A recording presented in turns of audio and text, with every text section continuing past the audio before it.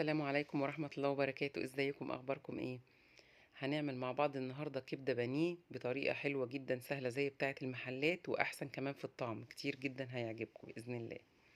معايا حوالي نص كيلو من الكبدة، كبدة بانيه.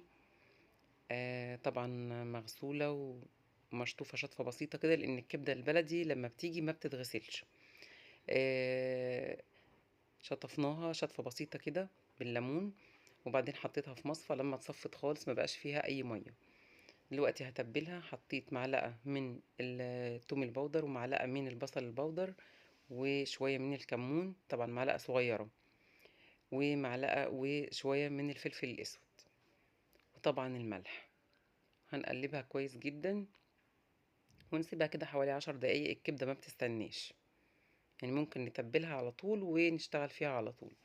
دول شوية من الفلفل الأحمر كده المطحون، للي عايز يخليها يعني حرقة شوية. هنقلبها كده كويس ونركنها بس 10 دقايق.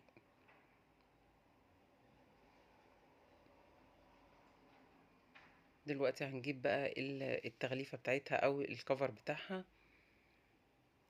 طبعا هنعملها كبدة بالردة عادي زي ما قلنا زي بتاعت المحلات، بس في الطعم هتبقى احسن كتير.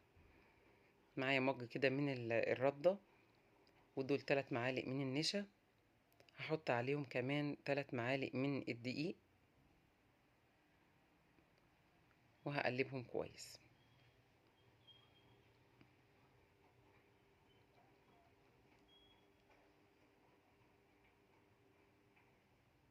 نغلف بقى الكبدة كويس جدا، نفردها كده على الدقيق والنشا الردة. نغلفها كده كويس ونحطها في حاجة لحد ما نخلص الكمية كلها. الطريقة دي بتخلي الكبدة والله مقرمشة جدا من بره وطرية من جوه، بسبب كمان النشا، لان النشا بتدي قرمشة جامدة قوي.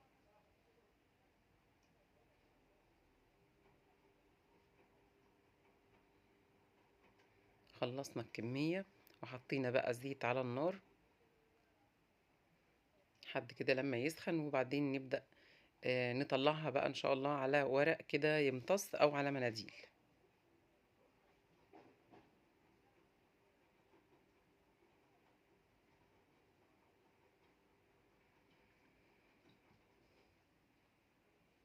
طعمها بيكون زي بتاعت بره بالظبط واحلى كمان، وطريقة سهلة جدا.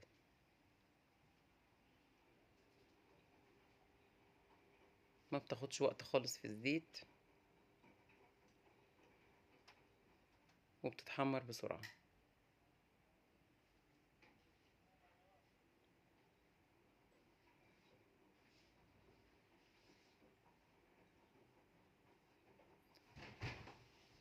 ودي كانت طريقة الكبدة البانيه بأسهل طريقة، حلوة جدا هتعجبكم إن شاء الله.